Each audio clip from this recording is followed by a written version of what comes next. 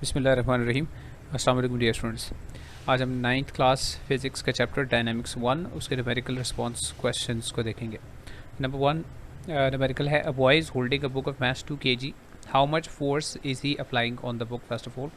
तो किसी भी ऑब्जेक्ट को, चाहे वो बुक है, कोई बॉल है, कोई भी ऑब्जेक्ट है, उसको आप ज़मीन से ऊपर लिफ्ट करते हैं तो ज़मीन उसको अपनी तरफ खींच रही होती है विद अ फोर्स, जिसको हम फोर्स ऑफ ग्रेविटी कहते हैं। तो ये बुक है, इसको ज़मीन अपनी तरफ खींच रही है और जितनी फोर्स इसके ऊपर लगा रही है वो इसके वेट के बराबर है। जो फोर्स ऑफ ग्रेविटी है वो हमेशा वेट के बराबर होती है।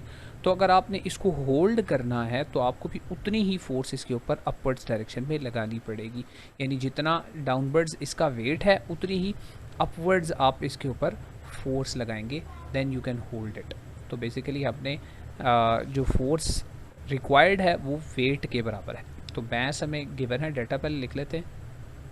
डेटा है mass is given as 2 kg और मैस से फिर हम निकालेंगे वेट। तो force required is equal to the weight. तो हम लिख लेंगे force required is equal to the weight of the object. And weight को कैसे निकालते हैं? मैस को ग्रेविटेशनल फील्ड स्ट्रेंथ के साथ मल्टीप्लाई करते हैं। तो 2 उसका मैस है, इसको मल्टीप्लाई करेंगे हम ग्रेविटेशनल फील्ड स्ट्रेंथ के साथ, which is 9.8 metres per second square. तो 2 को 9.8 के साथ आप मल्टीप्लाई करें तो you will get 19.6 newton as the upward force. तो जो ऊपर फोर्स लगेगी और नीचे फोर्स वो दोनों बराबर ही हैं। तो अपवर्ड फोर्स इज 19.6 न्यूटन। अब नेक्स्ट पार्ट इसी के साथ कनेक्टेड है। If he moves it upwards with an acceleration of 3 metres per second square, how much total force should he apply on the book. अब यहाँ याद रखिएगा, जब भी एक्सेलरेशन होगी, एक्सेलरेशन का मतलब होता है रिजल्टेंट फोर्स या नेट फोर्स। हमने Newton second law of motion में पढ़ रखा है कि फोर्स रिजल्टेंट या नेट फोर्स जो होती है वो इक्वल टू होती है मैस टाइम्स एक्सेलरेशन के। अब हमें एक्सेलरेशन इसकी पता है, एक्सेलरेशन इस 3 मीटर्स पर सेकंड स्क्वायर। यानी आपने एक किस्म का इस बुक को ऊपर की तरफ फेंकना है। जब ऊपर की तरफ फेंकना है तो फिर 19.6 फोर्स नहीं चाहिए होगी, फोर्स हमें ज़्यादा चाहिए होगी। यानी अब जो ऊपर की तरफ जो फोर्स लगनी है वो 19.6 से ज़्यादा होगी।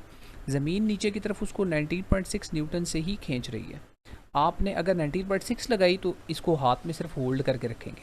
लेकिन अगर आप ऊपर की तरफ फोर्स ज़रा ज़्यादा लगा दें, यानी अपवर्ड फोर्स अब आप इंक्रीज़ कर दें, तो इसको ऊपर की तरफ आप लिफ्ट कर सकते हैं। तो जो नेट फोर्स होती है ये बड़ी फोर्स में से छोटी फोर्स को माइनस करने से आती है। तो अपवर्ड फोर्स में से डाउनवर्ड फोर्स यानी वेट को माइनस करेंगे तो नेट फोर्स आ जाएगी। तो नेट फोर्स के लिए हम लिखेंगे upward force F minus the downward force which is equal to the weight. तो ये नेट फोर्स बन गई और net force is equal to MA। Net force MA के इक्वल है।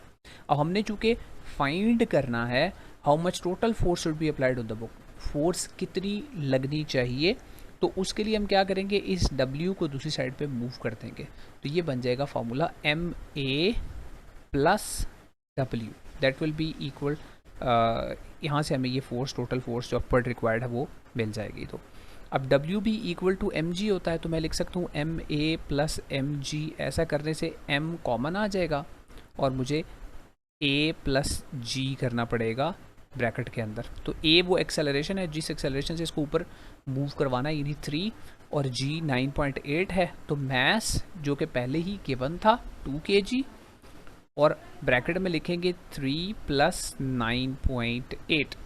तो 3 में 9.8 प्लस करते हैं और फिर जो आंसर आएगा उसको आप 2 के साथ मल्टीप्लाई करते हैं। तो 9.8 प्लस 3 इज़ 12.8 और उसको जब आप मल्टीप्लाई करते हैं 2 के साथ यू गेट 25.6 न्यूटन। तो इसका मतलब है इसको अगर ऊपर की तरफ फेंकना है तो आपको फोर्स चाहिए 25.6 न्यूटन अपवर्ड फोर्स, ताकि ये एक्सेलरेट करे अपवर्ड्स डायरेक्शन में। यहाँ याद रखिएगा कि F इक्वल्स टू MA। जब भी आप फार्मूला लगाएंगे तो वहाँ पर F जो है वो हमेशा नेट फोर्स होगी। यानी आपके पास अगर एक से ज़्यादा फोर्सेस हैं तो उनका सम, उनका ऐड करके रिजल्टेंट जो आएगा। तो यहाँ पे मैंने सब्ट्रैक्ट इसलिए किया कि एक फोर्स अपवर्ड्स है और दूसरी फोर्स डाउनवर्ड्स है, इसलिए F माइनस W है, F प्लस W नहीं नज़र आ रहा है यहाँ पे आपको।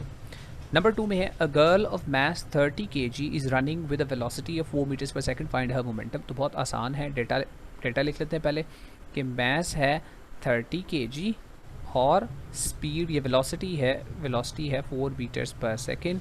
आपने फाइंड करना है मोमेंटम, उसको p से डिनोट करते हैं, तो फॉर्मूला आसान सा होता है p इक्वल्स टू mv। तो मैस को वेलोसिटी के साथ मल्टीप्लाई कर देंगे तो p इक्वल्स टू आ जाएगा 30 टाइम्स 4, तो 30 को 4 से मल्टीप्लाई करेंगे तो आपके पास आ जाएगा 120। इसके साथ kilogram metres per second unit लिखेंगे, न्यूटन सेकेंड भी लिख सकते हैं, दोनों ठीक हैं। नेक्स्ट नंबर 3 है a 2 kg steel ball is moving with the speed of 15 metres per second. Again data लिख लेते हैं पहले, तो डेटा में पहले है मैस 2 kg है एक बॉल का, it is moving with the speed, अब उसकी स्पीड गिवन है 15 metres per second. It hits with the bulk of sand and comes to rest, यानी ये इस किस्म की एक बॉल है, ये मूव कर रही है, यहाँ से इस डायरेक्शन में मूव कर रही है, लेकिन सामने ही एक सैंड का बल्क बना हुआ आ जाता है, नहीं रुकावट आ जाती है। उस रुकावट से जब ये जाकर बॉल स्ट्राइक करती है तो उससे स्ट्राइक करके ये रुक जाती है, रेस्ट पर आ जाती है। रेस्ट पर आने का मतलब है उसकी फाइनल वेलोसिटी 0 हो जाती है। तो उसकी इनिशियल वेलोसिटी है 15 metres per second, final velocity rest पर आने की वजह से होती है 0 मीटर्स पर सेकंड। और ऐसा करने में टाइम कितना लगता है 0.2 सेकंड्स, तो टाइम लगता है 0.2 seconds. Find the force applied by the sand bulk on the ball, तो ज़ाहिर है इसको रोकने के लिए सैंड बल्क इस डायरेक्शन में इसके ऊपर एक फोर्स लगाता है, वो फोर्स आपको फाइंड आउट करनी है। देखिए मैं एरोस लगा रहा हूँ इसलिए कि ये वेक्टर्स हैं, मोमेंटम भी एक वेक्टर है, वेलोसिटी भी एक वेक्टर है और फोर्स भी एक वेक्टर है। तो जब वो बॉल स्टार्ट में मूव कर रही थी तो उसका मोमेंटम देखिए टुवर्ड्स द राइट था, अब मोमेंटम राइट की तरफ है, लेकिन जो फोर्स सैंड बल्क लगा रहा है वो लेफ़्ट की तरफ है। तो यहाँ डायरेक्शन का ध्यान रखिएगा, एंड में आंसर के साथ माइनस आएगा। तो अब ये कैसे हम सॉल्व करेंगे, हमने ये पढ़ रखा है फोर्स हमने फाइंड आउट करनी है, ये पढ़ रखा है कि जो rate of change of momentum है डेल्टा पी ओवर टी होता है rate of change of momentum, ये हमेशा फोर्स के बराबर होता है। Rate of change of momentum is equal to the force. तो अगर हम rate of change of momentum find out कर लें तो असल में हमने फोर्स फाइंड आउट कर ली होगी। अब मोमेंटम का चेंज पहले कैसे आएगा, चेंज इन मोमेंटम आएगा final momentum minus initial momentum. Momentum होता है m इंटू वी, तो यहाँ पर m into final velocity minus m into initial velocity, ये आ जाएगा चेंज इन मोमेंटम।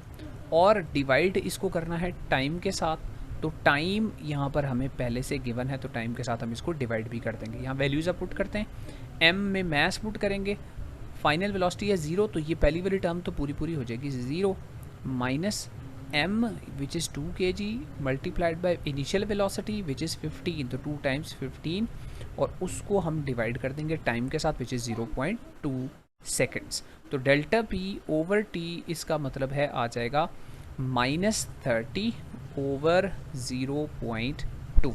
तो -30 को और या 30 को आप डिवाइड कर दें 0.2 के साथ तो आपका आंसर आता है 150 -150। तो आपकी जो फोर्स आएगी इसका मतलब है वो -150 न्यूटन आएगी। डेल्टा पी ओवर टी चूँकि फोर्स के बराबर है इसलिए ये फोर्स का ही आंसर है।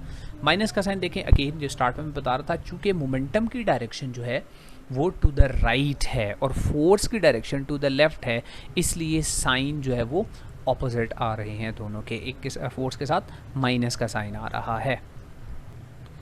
अब नंबर 4 देखिए, 100 grams bullet is fired from a 5 kg gun, muzzle velocity of bullet is 20 metres per second, find the recoil velocity of the gun. तो ये भी law of conservation of momentum से है कि जब भी आप एक बुलेट से आप एक गन से आप फायर करेंगे एक बुलेट को, तो अगर आप एक गन से बुलेट को फायर करेंगे तो बुलेट फॉरवर्ड मूव करती है, तो बुलेट मूव्स फॉरवर्ड। जो बुलेट की वेलोसिटी है, अगर बुलेट राइट की तरफ मूव कर रही है तो उसकी वेलोसिटी जिस तरफ है उसी तरफ उसका मोमेंटम भी होगा। तो मोमेंटम ऑफ द बुलेट, इसको पी बी कह देते हैं, momentum of the bullet is to the right. उस मोमेंटम को कंजर्व करने के लिए गन बैकवर्ड्स रिकॉइल करती है, तो momentum of the gun should be to the left. अब डेटा अगेन लिख लेते हैं, 100 grams बुलेट, तो mass of the bullet M B कह लेते हैं उसको, 100 grams, उसको भी ग्राम्स में ही रहने दें।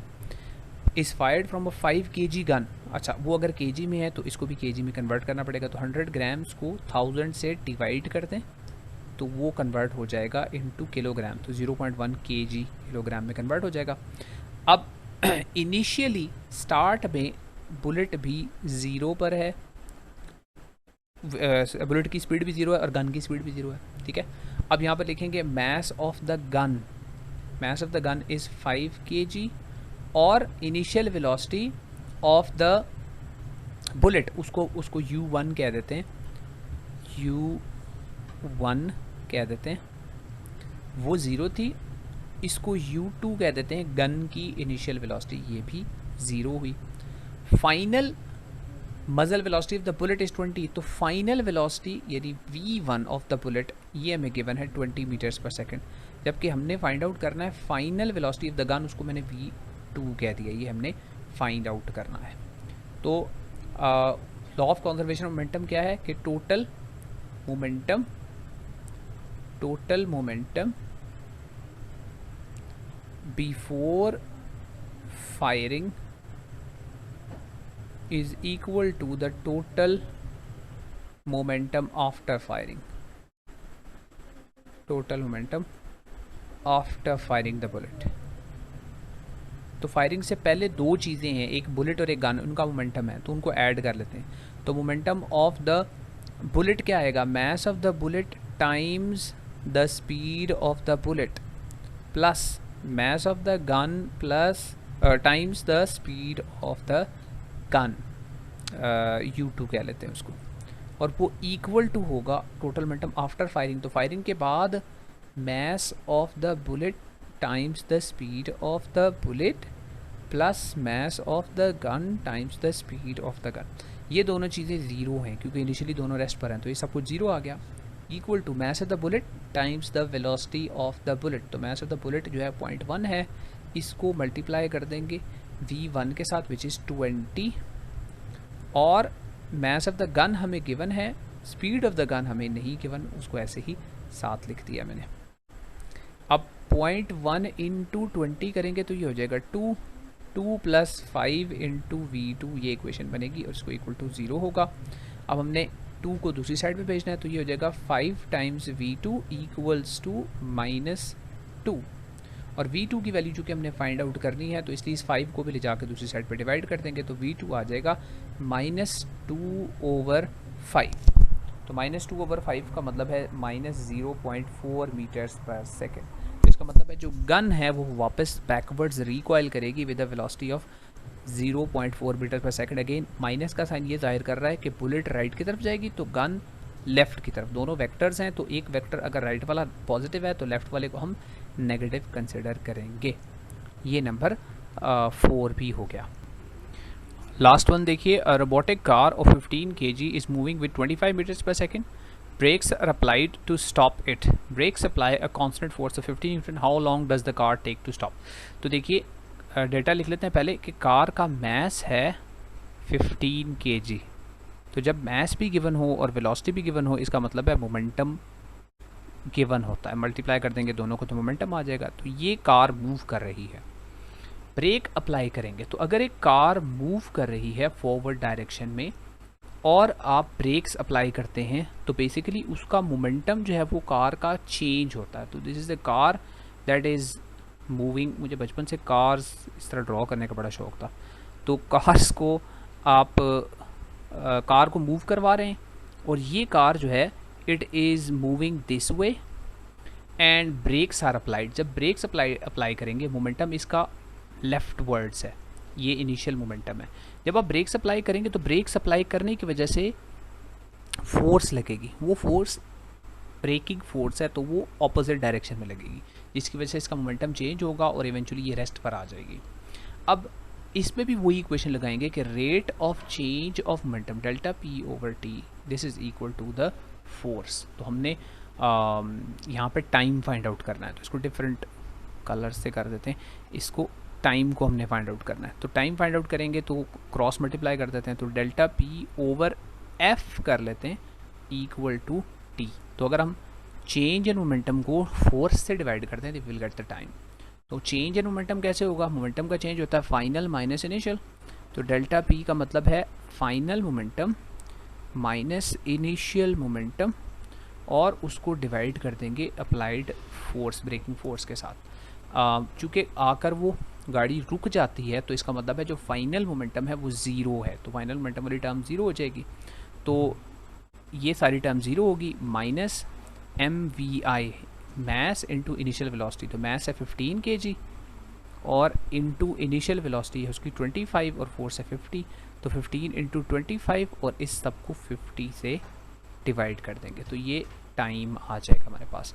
तो अगर मैं 15 इंटू 25 करूँ और फिर कैलकुलेटर पे उसको डिवाइड करता हूँ 50 से, तो आई गेट 7.5 सेकेंड्स, तो आई गेट 7.5 सेकेंड्स। तो इतने टाइम के अंदर 7.5 सेकेंड्स के अंदर वो गाड़ी रुक जाएगी। तो ये इस चैप्टर के न्यूमेरिकल प्रॉब्लम्स कंप्लीट हो गए हैं। इससे पहले मैंने एक वीडियो बना दी है इसी चैप्टर के एमसीक्यूज़ के बारे में, तो आपकी स्क्रीन के सामने वीडियो आ रही है, इस पर क्लिक करके वो सारे एमसीक्यूज़ भी देख सकते हैं। और बाकी जो इससे पिछले 2 चैप्टर्स थे उनके भी एमसीक्यूज़ और न्यूमेरिकल प्रॉब्लम्स की वीडियोस पहले ही मैं बना चुका हूँ, तो आप प्ले लिस्ट में उनको देख सकते हैं। इसके साथ साथ इंशाल्लाह मैं मैथ्स के चैप्टर्स की भी सोल्यूशन की वीडियोस साथ साथ अपलोड करूँगा। तो stay connected and see you in some other video इंशाल्लाह।